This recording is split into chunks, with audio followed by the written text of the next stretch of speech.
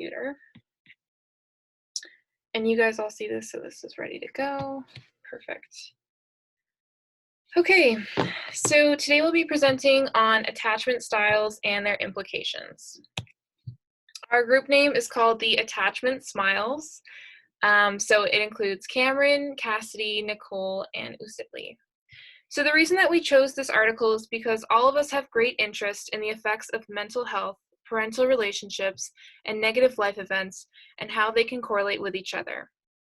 We wanted to find an article that pertains to us adolescents and find ways in which our parental relationships correlate with our daily lives. So the article that we chose was called Associations Between Parent-Adolescent Attachment Relationship Quality, Negative Life Events, and Mental Health. The topic importance was to see the correlation between parental relationship quality, negative life events, and how that plays a role in adolescents' mental health. The goals for this class today is to see the effect of adolescent-parent relationships and how it relates to mental health and coping skills during negative life events. The relation to human development is that during the adolescent period in life, adolescents stray from their parents to find their independence. As they face challenges, it is important for them to understand how to grow and handle hard situations better. The purpose for this is to understand the effect parental relationships can have on adolescents as they face negative life events and how their mental health may vary based on those factors. Attachment styles refer to the relationships that we form with other people. When you are born, you develop your own interpretation of how you relate to people. This attachment style incorporates into how you develop and interpret future intimate relationships, whether that be romantic relationships, parent-child relationships, friendships, or professional relationships. The proximity that is established between infant and caregiver begins to establish proximity and comfortability levels for the infant for the rest of their life. Secure attachment styles include relationships that we feel confident in. In this, a child or adult has an open avenue to exhibit trust and comfortability to others. Dismissive avoidant attachment styles are those who do not desire to form such relationships by either dismissing them or avoiding them. Children that identify with this attachment style usually come from parents that are neglectful and distant. Anxious, preoccupied attachment styles are affiliated with the amount of security a person has in their self and their relationship. These people often have abandonment issues as a result from inconsistent proximity from their parents or guardianship. Lastly, fearful, avoidant attachment styles are most associated with children who have undergone traumatic events. The child is fearful in creating any attachment or relationship due to previously feeling betrayed in a prior trusted relationship, such as trauma in a parent relationship. So we'll begin with the article summary. The purpose was to see if there is a correlation between attachment relationships and mental health. The research goals were to examine the association of negative life events and parent-adolescent attachment relationship quality with mental health problems. It was to investigate if there is an interaction between the parent-adolescent attachment relationship and one or more multiple negative life events on the mental health of adolescents. The hypothesis was that a favorable parent-adolescent attachment, i.e. the protective factor, will buffer the association between life events and mental health.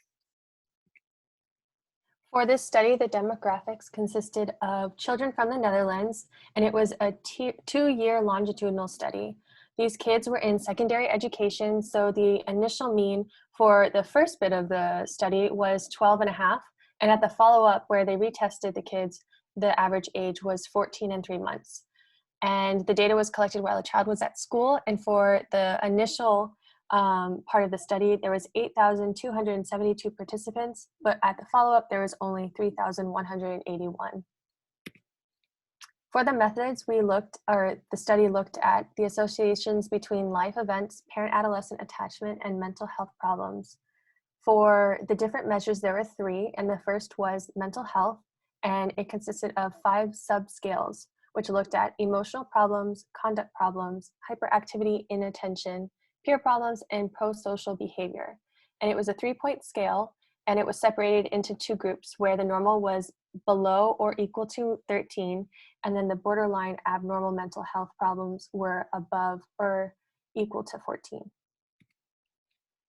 And then the second measure was life event measures, where adolescents were asked about 11 negative life events, and these were all of them. and they were separated into 3 groups and scored as no life event, 1 life event, or multiple life events.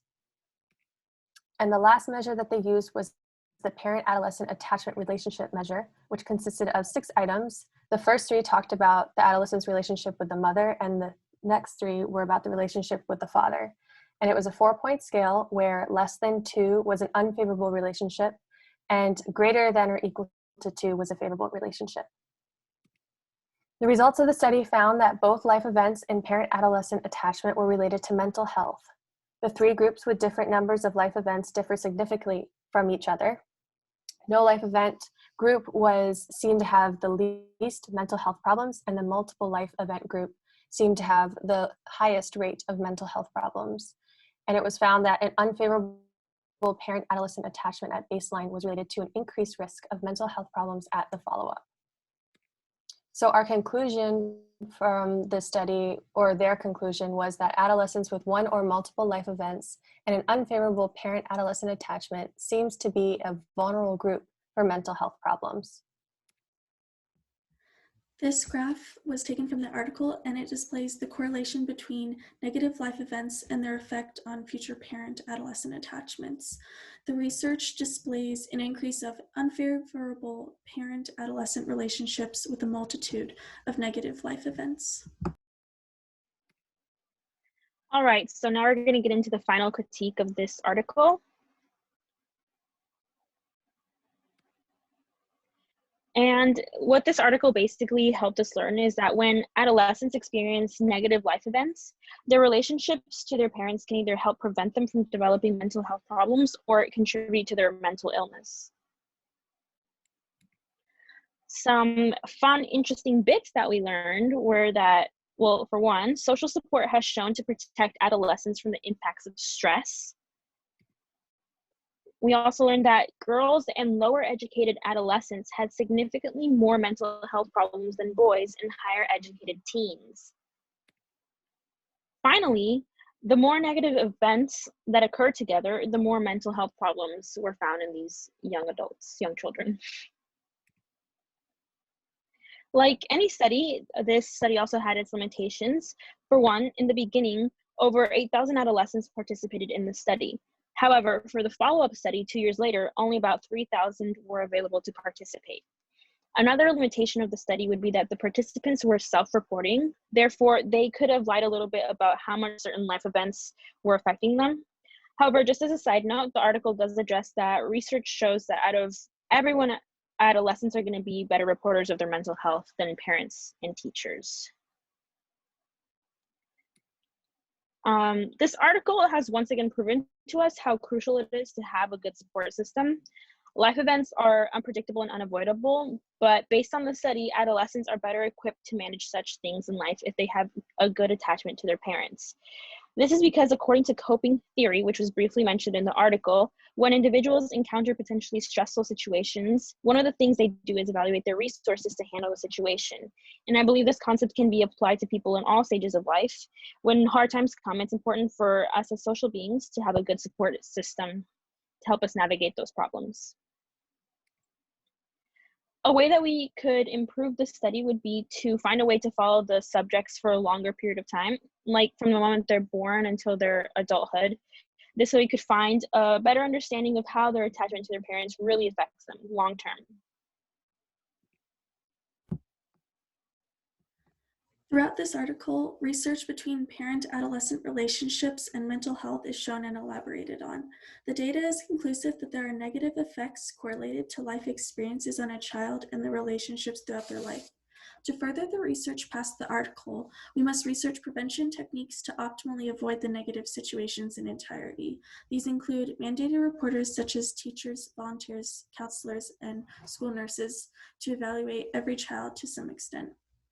Researchers can also conduct longitudinal studies where they can follow the children throughout their life and document even further the relationships that the children have made throughout their life, including the relationships that they make with their potential children.